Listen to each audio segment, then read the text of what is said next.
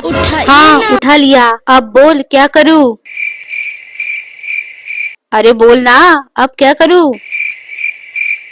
ছাড়ো গাইস, আমাদের সবার প্রিয় ডেমন নোবটার উপর হেডলিস্ট মারা হয়েছে। একটাকে চিবিয়ে খাওয়ার পর পরের হেডলিস্ট বান্দার কাছে গেলাম। বছরে ৩৬৫ দিনের মধ্যে ৩৬০ বার পাপ করা আমার ডেমন নোবরাকে মেরে দিল।